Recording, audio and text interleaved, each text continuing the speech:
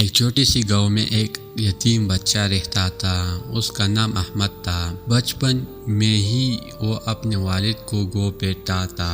ماں کی ماتتا اور باپ کی سایہ نہ رہا تو زندگی کا سفر مشکل سے مشکل تر ہوتا گیا، مگر احمد کے چہرے پر ہمیشہ ایک خاموشی مسکراہٹ رہتی تھی۔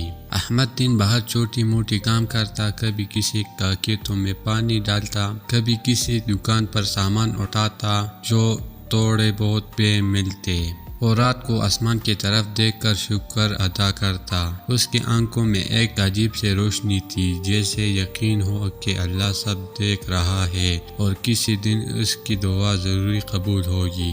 گاؤں کے بچے اسکول جاتے تو احمد دور سے انہیں دیکھتا۔ وہ بھی پڑھنا چاہتا تھا، کتابیں پکڑنا چاہتا تھا۔ غربت کی زنجیر اس کی خوابوں کو باندھ دیتا تھا۔ ایک دن وہ مسجد کے صحن میں بیٹھا تھا۔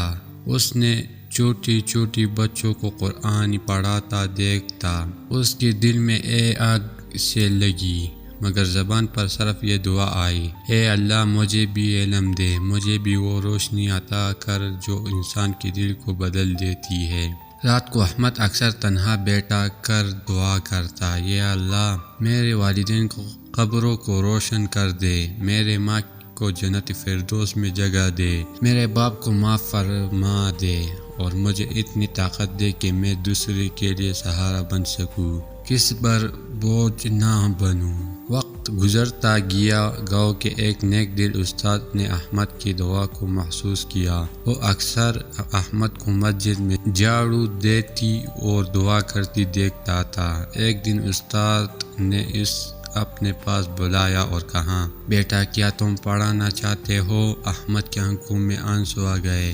اس نے لرزتے آواز میں کہا، جی استاد جی، یہ میرا سب سے بڑا خواب ہے۔ استاد نے اسے اپنے اسکول میں داخل کروا دیا، کتابیں کاپیاں قلم سب خود دے دیا۔ احمد دن میں پڑھانا لگا اور شام کو مزدوری کرتا رہا۔ وہ تک کا ضروری جاتا، لیکن اس کے دل میں مطمئن ہوتا کہ اس کی دعا رنگ لائی رہا ہے۔ احمد کا شوق اور محنت دیکھ کر سب حیران تھے۔ وہ کلاس میں سب سے آگے رہنے لگا۔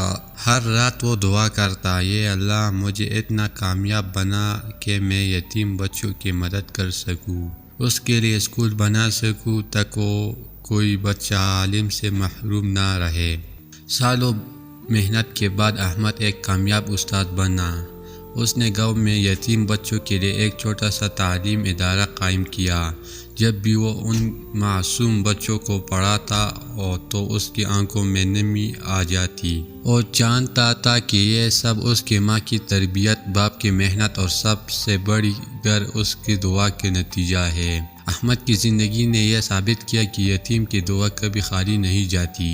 اگر دل میں سچائی اور نیت میں خلوص ہو تو اللہ ہر مشکل کو آسان کر دیتی ہے۔ سبق: یتیم بچے کی دعا مظلوم اور ہی سہارا کی دعا ہوتی ہے، اور اللہ کی یہاں اس کی تاثیر بہت گہری ہوتی ہے۔ ہمیں چاہیے یتیم بچوں کے ساتھ نرمی اور محبت کا سلوک کریں، کیوں نہ ہو سکتا ہے انہیں کی دعا ہماری زندگی بدل دے۔